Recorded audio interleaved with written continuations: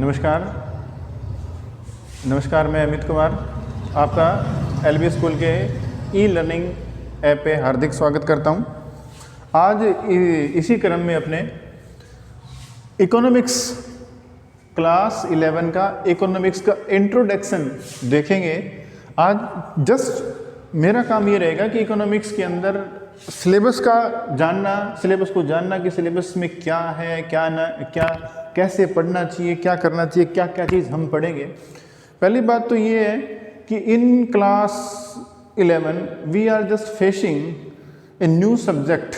हम एकदम नया सब्जेक्ट को फेस कर रहे होते हैं और उस नए सब्जेक्ट के अंदर हम जो यहाँ पर जो स्ट्रीम जो नई चेंज करके आते हैं, स्ट्रीम लेते हैं, तो उसके अंदर से एक सब्जेक्ट हम लेके आए हैं यहाँ पर।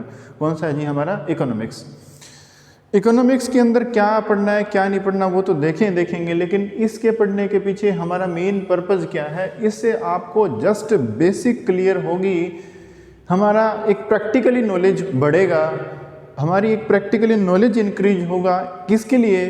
कि अभी हम इकोनॉमिक्स क्या होती है, क्या नहीं होती है, यानी कि एक ऐसा सब्जेक्ट के बारे में हम रीच आउट करेंगे जिसका हम डेली टू डेली न्यूज़ में या हमारे जानने वालों से, नोइंग पर्सन से, मतलब बहुत सारे लोगों से जिसके बारे में चर्चा सुनते रहते हैं।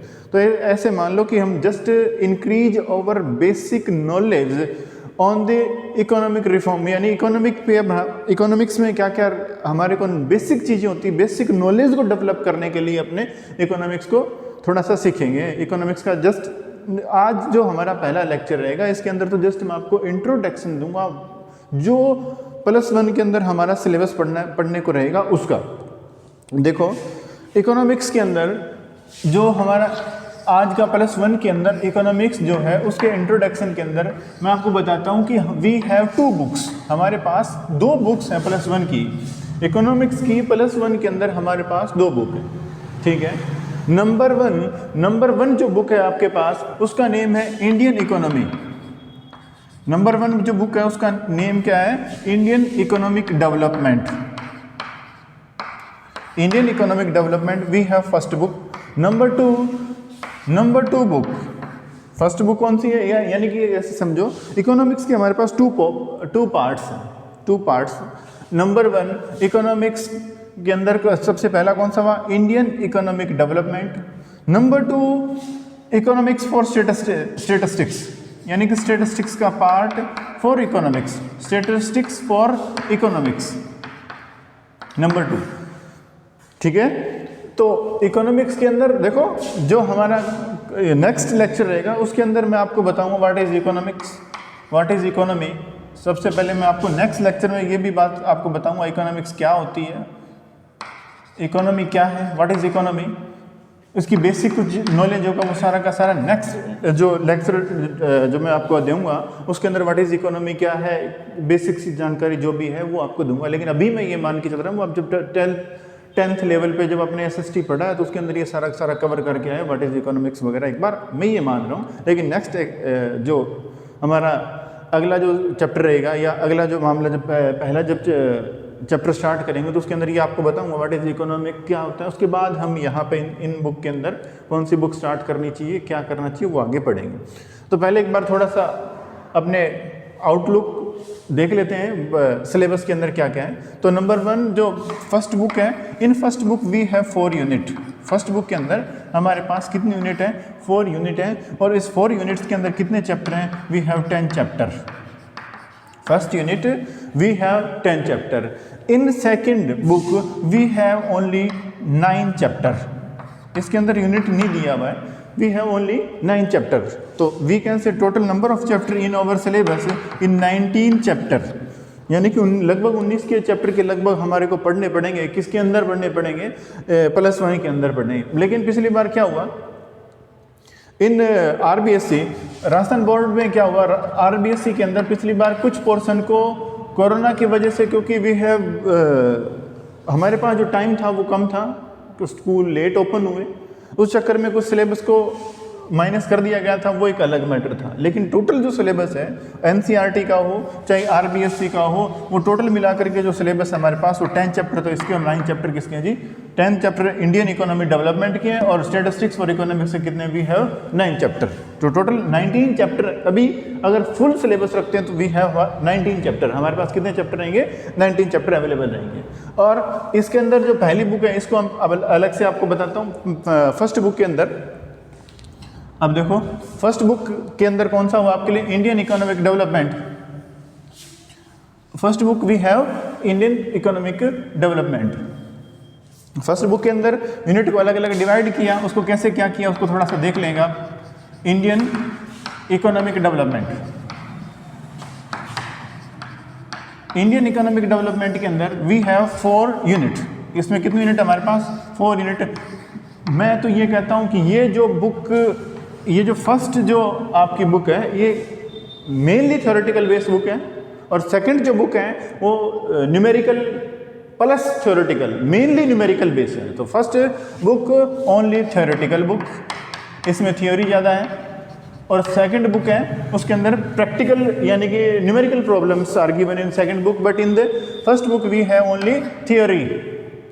बट लेकिन सबसे अच्छी बात यह है कि इसको बेसिक नॉलेज, इंडियन इकोनॉमी का सारा बेसिक नॉलेज बड़ा ज़बरदस्त तरीके से क्लियर किया गया है। कौन सी बुक के अंदर, इंडियन इकोनॉमिक डेवलपमेंट के अंदर, बहुत शानदार दिया हुआ है। ठीक है, उसको एक बार थोड़ा सा सिलेबस को रीड आउट कर लेते हैं, क्या क्या डिस्कशन करना है हमारे को इन फुल सिलेबस, जो पूरा सिलेबस जो ऑनलाइन या ऑफलाइन जैसा भी रहेगा उसके अंदर कौन सा हमारे को टीच करना है या स्टडी करना है या डिस्कस करना है, जो भी है वो कौन सा देखना पड़ेगा, उसको एक बार थोड़ा सा गौर कर लेते हैं। नंबर 1 हमारे पास इसके अंदर कितनी यूनिट बताई, यूनिट फर्स्ट, इसके अंदर वी हैव यूनिट सेकंड और यूनिट थर्ड और यूनिट 4। इसके अंदर हमारे पास कितने हैं जी, 4 यूनिट हैं।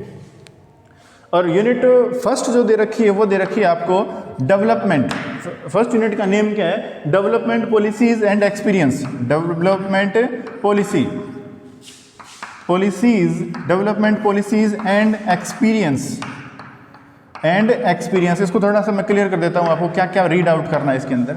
Development policies and experience, development policies and experience में 1947 to 90 यानी कि इंडिया के अंदर जो डेवलपमेंट पॉलिसी लेके आई गवर्नमेंट, कब से कब तक, 1947 to 90 यानी कि 1947 से लेकर 1990 तक, 1947 to 1990। What are the reforms is been done by the government, क्या क्या रिफॉर्म किए, क्या किया गया, क्या नहीं किया गया, ये सारा का सारा कौन सी यूनिट में आएगा आपके पास, फर्स्ट यूनिट में आएगा। तो फर्स्ट यूनिट के अंदर आपके पास कितने चैप्टर हैं, पहले उसको देखो आप। In first unit we have 2 chapter. First unit में कितने चैप्टर हैं, number 1 chapter, number 2 chapter. First unit जो देखो एक बार दोबारा क्लियर करें, इंडियन इकोनॉमिक डेवलपमेंट जो हमारी फर्स्ट बुक है जिसमें प्योर थ्योरेटिकल सब्जेक्ट है, ये प्योर थ्योरेटिकल बुक दे रखी है। इसके अंदर हमारे पास 4 यूनिट है, number 1, number 2, number 3, number 4। Number first unit name development policies and experience of economics. इस ये क्या है कि 1947 to 90 इंडियन इकोनॉमी के अंदर 1947 to 90 क्या हुआ क्या नहीं हुआ, ये सब कुछ चीज़ें इस यूनिट के अंदर। इस यूनिट के भी अंदर आपके पास 2 chapter, number 1 chapter Indian economy, number 1 chapter Indian economy, Indian economy on the eve of, Indian economy on the eve of independence, on the eve of independence. इसको जस्ट क्लियर कर देता हूँ आपको। इंडिपेंडेंस यानी कि इंडिया जब से free हुआ, यानी कि जब से इंडिया के अंदर अंग्रेज इंडिया को छोड़ करके गए वहाँ तक क्या हुआ, ये इट्स मीन 1947 to 50, 1947 से लेकर 1950 तक, यानी कि कॉलोनियल इंडिया के अंदर क्या हुआ ये। इसके अंदर आपको थोड़ा सा एक बार मैं क्लियर कर देता हूँ। Indian economy on the eve of independence जो हमारा चैप्टर नंबर 1, इसके अंदर कौन सा चैप्टर है, पहला चैप्टर। इस पहले चैप्टर में भी क्या क्या वो थोड़ा सा जान ले। पहले चैप्टर का मीनिंग समझो, क्या कहना चाहता है ये। इसका मीनिंग है ये भारतीय जो इंडियन है वो इंडियन इकोनॉमी कब, जब हमारा देश आज़ाद हुआ वहाँ से लेकर 1950 यानी 1947 to 50 क्या क्या हुआ उसके अंदर है। क्या क्या हुआ का मीनिंग उस टाइम, यानी कि जब इस time 1947 to 50 India is a colonial of Britishers. यानी कि जो ब्रिटिश थे उनका भारत एक औपनिवेश था, औपनिवेशिक कॉलोनी था हमारा देश। उस दौरान क्या हुआ क्या नहीं हुआ क्या करा, इसको थोड़ा सा समझना पड़ेगा आपको। देखो इसमें क्या हुआ था, एक नंबर पे तो इसके अंदर भी क्या पढ़ना है, लो लेवल ऑफ डेवलपमेंट। क्या हुआ था जी, लो लेवल ऑफ डेवलपमेंट। इसके अंदर जो डेवलपमेंट का लेवल लो रहा, क्या कारण थे ये इसके अंदर समझेंगे। डेवलपमेंट क्यों लो हुआ, क्या रीजन था। नंबर 2, एग्रीकल्चर सेक्टर में क्या हुआ, एग्रीकल्चर जो हमारा सेक्टर था उसके अंदर क्या किया इन्होंने। नंबर 3 के अंदर फॉरेन जो ट्रेड था, फॉरेन ट्रेड, उसके अंदर इंडिया में क्या था क्या नहीं था। तो ये आपको इतना तो पता ना, जैसे लो लेवल ऑफ डेवलपमेंट, उस टाइम इंडिया इतना डेवलप नहीं था। जब आपको इतना जस्ट हमें 10th 9th के अंदर पढ़ के आए हैं कि जब इंडिया जब ब्रिटिश जब इंडिया को छोड़ करके गए थे, सोने की चिड़िया जो कहलाती थी उसको एकदम कंगाल करके छोड़ के गए थे वो, लेकिन उन्होंने कुछ दिया भी था, वो एक अलग मैटर है, उसके बारे में बाद में डिस्कस करेंगे। लेकिन उस time low level of development काफ़ी लो लेवल पे चला गया था। इंडिया का जो जीडीपी वगैरह थी काफ़ी लो पे चली थी, और एग्रीकल्चर सेक्टर के अंदर तो काफ़ी बड़ी समस्या थी, प्रोडक्शन था ही नहीं, प्रोडक्शन के लिए रिसोर्सेज अवेलेबल नहीं थे पूरे से। इसके बाद देखो फॉरेन ट्रेड के अंदर भी आपको पता है कि ब्रिटिश ने तो ये यहाँ तक ये भी किया था कि यहाँ से तो कच्चा माल को लेके जाते थे और वहाँ से raw material is been import यानी एक्सपोर्ट करते थे और फिनिश्ड गुड्स को इम्पोर्ट करते थे। इससे क्या होता था, यहाँ से जो मशीनरी डेवलपमेंट हो नहीं पाया, तो ये भी एक मेन फैक्टर था। ये बहुत सारे फैक्टर मैंने डिस्कशन करने हैं किसके अंदर, चैप्टर नंबर 1 में, यानी कि इंडिया 1947 से 50 के अंदर ये फैक्टर आपको अलग से डिस्कशन करेंगे इस चैप्टर के अंदर। Low level of development, agriculture sector में क्या रहा, फॉरेन ट्रेड क्या रहा, ये सारा का सारा इसके अंदर डिस्कशन करना है। नंबर 2, 1947 टू कौन सा है जी, ये 50 मान लो, या फिर इसको अगला देखो 1947 टू कौन सा हो जी 50। इसके बाद अगला जो हमारे पास है वो कौन सा चैप्टर है जी, चैप्टर नंबर 2, नंबर 10 चैप्टर हुआ है इंडियन इकोनॉमी। नंबर 2 कौन सा है जी, इंडियन इकोनॉमी। यानी कि फर्स्ट चैप्टर जो हुआ वो कौन सा हुआ, Indian economy on the eve of independence. Indian economy on the eve of independence, first chapter हमने Indian economy on the eve of independence. Number 2 पे कौन सा हुआ, इंडियन इकोनॉमी। नंबर 2 चैप्टर कौन सा है जी, इंडियन इकोनॉमी। और कौन, इस इंडियन इकोनॉमी हम रीड आउट करेंगे 1950 to 1950 से लेकर 1991 तक भारत के अंदर क्या क्या हुआ, इंडियन इकोनॉमी क्या हुआ, ये सारा का सारा पढ़ना है। इसके अंदर क्या क्या टॉपिक डिस्कशन करना है उसको थोड़ा सा एक बार देख लो। 5 year plan, sorry 5 year plan, 5 year plan आया इंडिया ने, 5 ईयर प्लान इंडिया ने जो डेवलपमेंट करने के लिए, अपनी इकोनॉमी को अच्छा करने के लिए इंडिया ने 5 ईयर प्लान लेके आया। एग्रीकल्चर सेक्टर को रिफॉर्म करने के लिए एग्रीकल्चर सेक्टर में भी कुछ रिफॉर्म किए जिससे कि इंडिया काफ़ी ग्रोथ कर पाए, कोशिश की गई गवर्नमेंट के द्वारा। इसके बाद इंडस्ट्रियल एंड ट्रेड कैसा हुआ, इंडस्ट्रियल एंड ट्रेड, इंडस्ट्री कैसे लगी जिससे कि बिजनेस पे क्या असर पड़ा, व्यापार कैसे बढ़ा, ये सारा का सारा किसके अंदर पढ़ना है, इंडियन इकोनॉमी। इतना तो क्लियर हो गया होगा आपको कि इसके अंदर तो 1947 टू 50 और इसमें 50 to 91 और इसमें 50 to 91 जब जाएंगे तो इतना तो क्लियर लग रहा है कि इंडिया ने जो 5 ईयर प्लान जितने भी स्टार्ट किए थे वो कब से स्टार्ट किए थे, 1950 से स्टार्ट किए थे ये। और वो कितने प्लान थे, क्या हुआ 1950 तक, कैसे प्लान एग्जीक्यूट हुआ, क्यों, क्या जितना टारगेट रखा उससे कम हुआ, ज़्यादा हुआ, 5 ईयर प्लान प्रिपेयर करते वक्त एग्रीकल्चर सेक्टर में डेवलपमेंट हुआ कि नहीं हुआ, इंडस्ट्री और ट्रेड, इंडस्ट्री बढ़ी, इंडस्ट्री लगी कि नहीं लगी, ट्रेड हमारा फॉरेन ट्रेड बढ़ा कि नहीं बढ़ा, एक्सपोर्ट का सब्स्टिट्यूट कर पाए कि नहीं कर पाए हम, एक्सपोर्ट को इंक्रीज कर पाए कि नहीं कर पाए, इंपोर्ट का सब्स्टिट्यूट किया कि नहीं किया, ये सारी की सारी किसके अंदर पढ़ना है हमारे को, इंडियन इकोनॉमी के अंदर डिस्कशन करेंगे। तो इंडियन इकोनॉमी के अंदर चैप्टर नंबर 2 के अंदर तो अभी क्लियर कर लें, एक बार दोबारा से देख लो, एक बार सब्जेक्ट कोई भी सब्जेक्ट रीड आउट करें उससे पहले आपको सिलेबस का पता होना चाहिए हम क्या पढ़ने वाले हैं। इसके अंदर देखो unit number 1 development policies and experience, unit number 1 इसके अंदर नंबर 1 चैप्टर 1947 टू 50 के अंदर इंडिया की इकोनॉमी के अंदर क्या हुआ। इसके बाद दूसरे नंबर पे चैप्टर को आप ऐसे एक बार जस्ट नॉर्मली रिमेंबर करने के लिए 1947 1950 तक क्या हुआ, 1950 टू 91 तक क्या हुआ, ये सारा का सारा आप इसके अंदर पढ़ेंगे। इसके अंदर क्या क्या देखना है, low level of development, agriculture sector, foreign trade.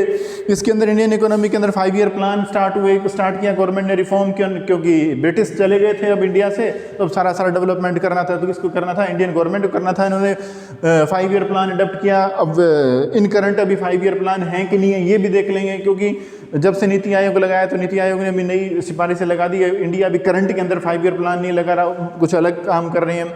इसके बाद एग्रीकल्चर सेक्टर में क्या कर रहे हैं, क्या हुआ 1950 टू 91 तक। इसके बाद इंडस्ट्रियल और ट्रेड के अंदर क्या हुआ, ये हमारे 2 चैप्टर हैं। किसके अंदर, फर्स्ट यूनिट के अंदर 2 चैप्टर। नंबर 3 चैप्टर के बारे में डिस्कस करें उससे पहले देखो, अब यूनिट नंबर 2, पहली यूनिट के अंदर हमने 2 चैप्टर देख लिए। ये 2 चैप्टर को आपको ऐसे समझने के लिए मैं इसको ऐसे लिख सकता हूँ, जस्ट समझ में आ जाए आपको। देखो इसको इस तरीके से कर सकते हैं, वी हैव 2 चैप्टर। एक तो नंबर चैप्टर 1 पे कौन सा आएगा, 1947 टू 50 इंडियन इकोनॉमी। इसके बाद 1952 कितना हुआ, 91। ये दोनों चीजें आपको देखनी है इसके अंदर, ठीक है। इसके बाद देखो अगली बात, अगला जो मेन एक सिंगल साइज चैप्टर है इसके अंदर, इकोनॉमिक रिफॉर्म। मेन मैं करता हूं मोस्ट इंपॉर्टेंट चीज है, करंट के प्रोस्पेक्टिव से देखा जाए तो मोस्ट इंपॉर्टेंट कह सकते हो आप इसको, economic reform. Economic reform since 1991, economic reform since 1991, क्योंकि नए 90s भी 19 मतलब आप कह सकते हो 90s के अंदर इंडिया की जो इकोनॉमी थी काफ़ी पुअर सिचुएशन के अंदर आ गई थी। इसको पुअर सिचुएशन के को ठीक करने के लिए गवर्नमेंट ने अपनी इंडियन इकोनॉमी मतलब इकोनॉमी को अच्छे से ठीक रिपेयर करने के लिए PQL को छोड़ दिया और उसकी जगह क्या लेके आए, LPG लेके आए थे। ये PQL की जगह क्या आया था, LPG आया था। ये काफ़ी मेन कॉम्पिटिटिव एग्जाम के अंदर आने वाले डायरेक्ट क्वेश्चन है सीधे के सीधे। What is PQL? PQL क्या था, देखो परमिट कोटा लाइसेंसिंग। पहले 1990 से पहले क्या होता था, परमिट कोटा लाइसेंसिंग की चलते थे, गवर्नमेंट ने इसको एकदम बार कर दिया। इसकी जगह क्या लेके आया, लिबरलाइजेशन। दूसरे नंबर प्राइवेटाइजेशन, नंबर 3 पे क्या है, ग्लोबलाइजेशन। तो इसके अंदर हम तीनों चीजें पढ़ेंगे। व्हाट इज लिबरलाइजेशन, क्या है लिबरलाइजेशन, इसका करंट कंटेस्ट में क्या यूजेस है वो देखना है। Number 2 privatisation. प्राइवेटाइजेशन आज की, क्योंकि प्राइवेटाइजेशन के लिए आज तो किसी से भी सुनो कि सरकार क्या कर रही है, गवर्नमेंट क्या कर रही है, ज़्यादा ज़्यादा प्राइवेट कर रही है। तो प्राइवेटाइजेशन यहाँ से स्टार्ट हुआ था। इस प्राइवेटाइजेशन के अंदर अब तो क्रॉनिक कैपिटलिज्म की सिचुएशन जब आई भी है तो प्राइवेटाइजेशन को भी अच्छे से रीड आउट करना पड़ेगा। इसको तो ढंग से कह सकते हो आप, डेप्थ में इसके अंदर डिस्कस करेंगे अपने। इसके बाद अगला कौन सा है जी, ग्लोबलाइजेशन। तो लिबरलाइजेशन यहाँ पे 3rd नंबर चैप्टर जो है, जो 2nd यूनिट के अंदर आपके पास जो 2nd यूनिट के अंदर 3rd नंबर चैप्टर के अंदर चैप्टर नंबर 3 है। ये चैप्टर नंबर 3 के अंदर आपके पास कौन सा है जी, LPG डिस्कशन करना है हमारे को। 3rd नंबर चैप्टर में क्या डिस्कशन करना है जी आपको, LPG। तो फर्स्ट चैप्टर कौन सा हो, 1947 to 50, number 2 50 to 91, number 3 LPG यानी कि इकोनॉमिक रिफॉर्म। ये हमारी 2 यूनिट कंप्लीट हुई है, ठीक है। यानी कि 2 यूनिट्स में हम इतना डिस्कस करेंगे। नंबर 3 जो यूनिट है हमारी, वो है country facing challenges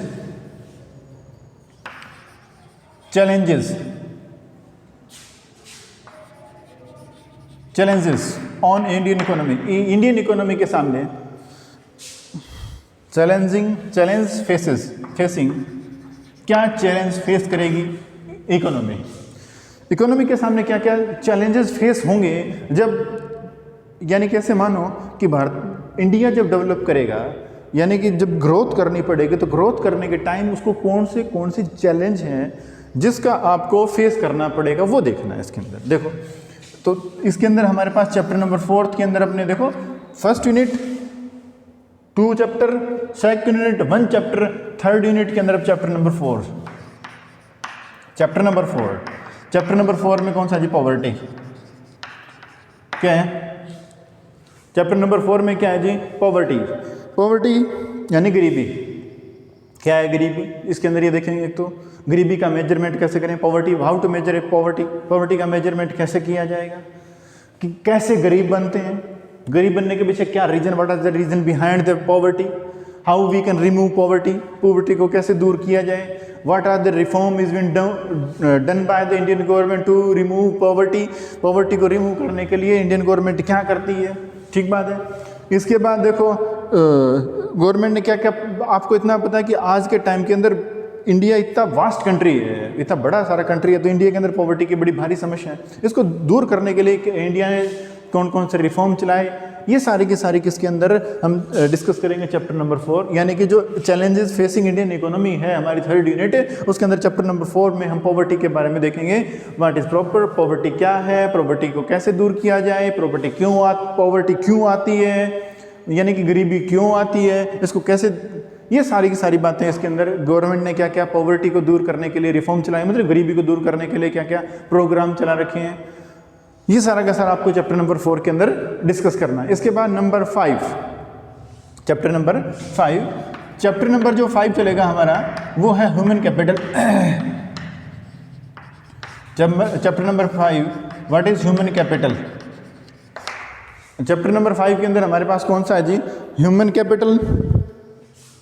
human capital यानी कि मानव पूंजी, मानव पूंजी का मीनिंग जैसे डेमोग्राफिक, इंडिया, आपको इतना तो पता है कि इंडिया, जस्ट नॉलेज हम सभी जानते हैं, पता है क्या, सभी जानते हैं कि India in population wise second largest country, India second largest country है पॉपुलेशन वाइज। और इतना भी हमने जस्ट सुनने को आता है, we have demographic dividend. Demographic dividend का मीनिंग हमारे पास जो जनसंख्या अवेलेबल है वो हमारे लिए एक बहुत अच्छी बात है कि वो जनसंख्या, वो जो पॉपुलेशन है उसमें कह सकते हो आप जवान लोगों की संख्या ज़्यादा है, जिसकी वजह से अगर उनको मनमाफिक क्या कहने का मतलब, उनकी एबिलिटी के अकॉर्डिंग अगर वर्क दे दिया जाए, that's became very good for develop any country, वो किसी भी देश के लिए डेवलप करने के लिए बहुत अच्छा काम रहेगा। तो इंडिया के पास जो डेमोग्राफिक डिविडेंड उसको कैसे यूज़ किया जाए, ह्यूमन कैपिटल क्या होती है, ठीक है, सोर्स ऑफ ह्यूमन कैपिटल के सोर्स क्या हो सकते हैं। इसके बाद ये इसका ह्यूमन कैपिटल से हम हमारे कंट्री को कैसे बेनिफिट पहुंचा सकते हैं, ये सारी की सारी डिस्कशन हमारे को इसके अंदर करना है, चैप्टर नंबर 5 के अंदर आपको डिस्कशन करना है, ठीक है।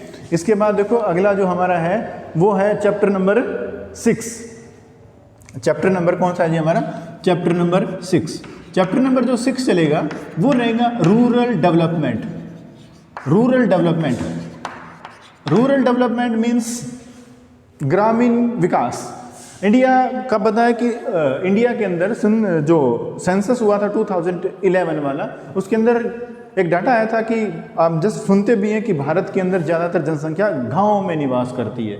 तो वैसे ही जो 2011 का जो सेंसस आया था उसका डाटा कहता है कि 68.8% इंडियन आर इन रूरल, मतलब जो भारतीय हैं, भारतीयों की जनसंख्या का 68.8% कहाँ पे रह रहे हैं, 68.8% आर इन विलेज। यानी कि भारत 2011 की जो सेंसस आई थी उसके अंदर ये बात बताएगी कि 68.8% पब्लिक अभी भी किसके अंदर रहती है, भारत के अंदर विलेज, गाँव में निवास कर रही है। तो आप रूरल को डेवलप करने के लिए, यानी कि जो गरीबी है उसको दूर करने के लिए गवर्नमेंट ने कौन कौन से रिफॉर्म किए, क्या क्या कर सकती है गवर्नमेंट, ठीक है, इसको दूर करने के लिए गवर्नमेंट को क्या करना चाहिए और क्या क्या प्रोग्राम रन करवाने चाहिए। जो अभी आपने देखा है कि इंडिया जो धीरे धीरे इंक्रीज कर रहा है, तो उसके लिए इन्होंने गवर्नमेंट ने इंक्रीज किया कि धीरे धीरे हमारे को रूरल पे फोकस करना है और हमारी दूसरी चीज़ों को दूर करना है। ये सारा का सारा काम करने के लिए जरूरी है कि हम रूरल को डेवलपमेंट करें, गरीबी को दूर करें। रूरल डेवलपमेंट के अंदर गवर्नमेंट ने आपको पता है कि बहुत सारी फैसिलिटी अवेलेबल करवाई है, जिसके अंदर से गाँव के अंदर अच्छा विकास हो इसके लिए। और एक ऑर्गेनिक, इसके अंदर एक टॉपिक भी पढ़ेंगे हम ऑर्गेनिक फार्मिंग वाला, और ऑर्गेनिक फार्मिंग का तो एक बार क्वेश्चन भी बड़े अच्छे RAS के अंदर भी पूछा गया, व्हाट इज ऑर्गेनिक जो फार्मिंग थी उसके लिए गवर्नमेंट ने रूरल डेवलपमेंट को देखते हुए क्या किया, ये सारी यानी कि रूरल डेवलपमेंट के अंदर गवर्नमेंट का क्या क्या रोल हो सकता है, क्या रिफॉर्म करवाएगी गवर्नमेंट, ऑर्गेनिक फार्मिंग क्या होती है, व्हाट इज रूरल डेवलपमेंट, के सारा का सारा किसके अंदर पढ़ना है आपको, चैप्टर नंबर 6 के अंदर। इसके बाद देखो अगला हमारा है वो है चैप्टर नंबर 7।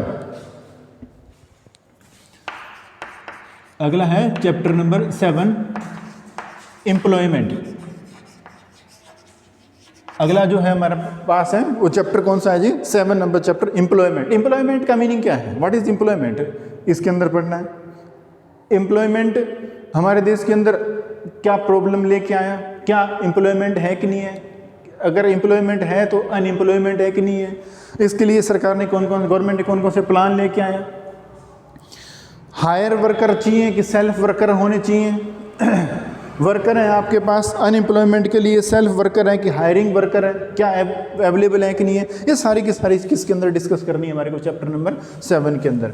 इसी के अंदर अगला चैप्टर है जो आपके पास चैप्टर नंबर कौन सा है जी, चैप्टर नंबर 8। चैप्टर नंबर 8 कौन सा है जी आपके पास, वो है इंफ्रास्ट्रक्चर डेवलपमेंट। कौन सा है जी, infrastructure development. Infrastructure development, infrastructure जो डेवलपमेंट है कि देखो आपको पता है कि देश के अंदर बड़े बड़े सड़कों का निर्माण किया जा रहा है, और बड़ी बड़ी सड़कों यानी कि ऐसे मान लो आप हेल्थ फैसिलिटी को इंक्रीज करने के लिए, एनर्जी फैसिलिटी को इंक्रीज करने के लिए, एजुकेशन फैसिलिटी को इंक्रीज करने के लिए डेवलपमेंट ने क्या, सरकार गवर्नमेंट ने क्या काम किया, और वो अगर किसी भी देश का इंफ्रास्ट्रक्चर मजबूत होगा तो वहाँ पे डेवलपमेंट होगा कि नहीं होगा। इंफ्रास्ट्रक्चर क्या, व्हाट इज इंफ्रास्ट्रक्चर, ये क्या होता है, सारी की सारी चीज़ें हम किसके अंदर सीखेंगे, इसके चैप्टर नंबर 8 के अंदर सीखेंगे। इसके अंदर एक चैप्टर नंबर हमारा अगला और है, वो है चैप्टर नंबर 9। वो उस चैप्टर का नेम है environment and sustainable development. Environment and sustainable development, sustainable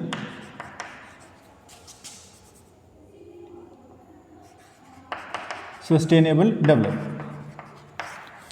environment and sustainable development.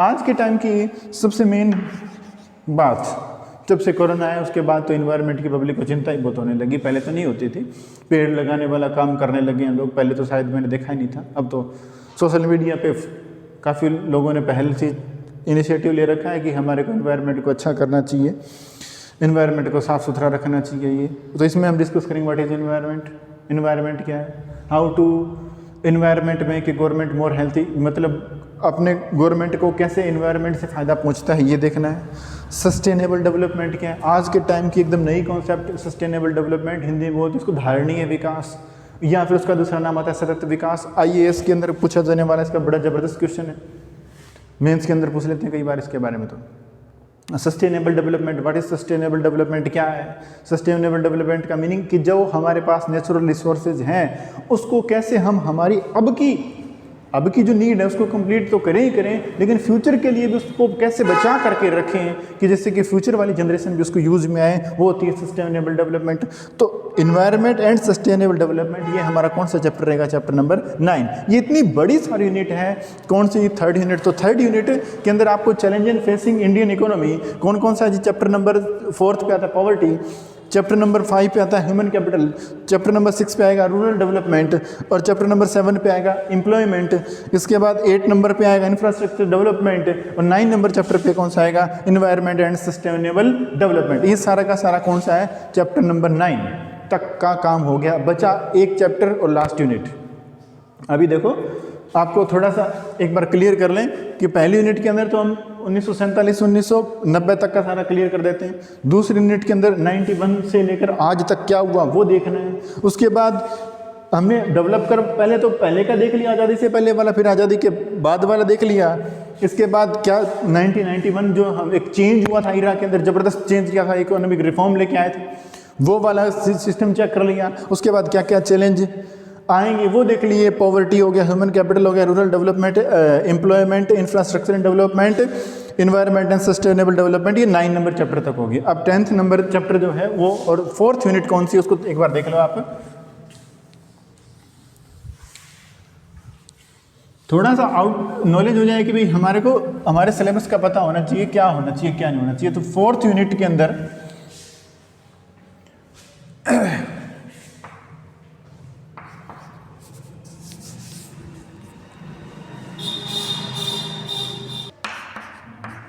और 4th यूनिट कौन सी रहेगी आपके पास? Development. 4th unit development experience of India, comparison with neighbours, comparison with neighbours. इसको थोड़ा सा एक बार बता देता हूँ आपको। चैप्टर नंबर 10 है ये। इसमें क्या है कि बहुत सारे देश ऐसे हैं जो इंडिया के साथ में आज़ाद हुए, इंडिपेंडेंस हुए, लुक लाइक चीन, पाकिस्तान, और इंडिया के बाद में आज़ाद होने वाला बांग्लादेश भी देख लो। आज क्या सिचुएशन है, इंडिया की पर कैपिटा इनकम बांग्लादेश से भी कम है। तो ऐसा क्यों हुआ? क्या डेवलपमेंट हम कहाँ पे मात खा गए? इन 50s to 60s 50 से 60 के दशक में ऐसा था कि चाइना से हम कुछ सेक्टर में काफ़ी आगे होते थे, लेकिन अब कौन सा ऐसा सेक्टर बचा ही नहीं जहाँ पे इंडिया आगे हो और चाइना पीछे हो। बहुत कम सेक्टर है। तो ये सारे के सारे क्या रीजन रहे, क्या हमारे सामने क्या समस्याएं आई, इंडियन गवर्नमेंट ने कहाँ पे क्या मिस्टेक किया, ये सारा का सारा मामला हमारे को चैप्टर नंबर 10 में इंडिया के अंदर जो डेवलपमेंट हुआ तो उसमें क्या हम हमारे जो पड़ोसियों के मुकाबले कहाँ पे पिछड़ गए और कहाँ पे आगे रहे, ये सारा का सारा हमारे को किसके अंदर जानना है? चैप्टर नंबर 10 के अंदर जानना है। बाकी हम अब नेक्स्ट बुक के अंदर डिस्कस करेंगे।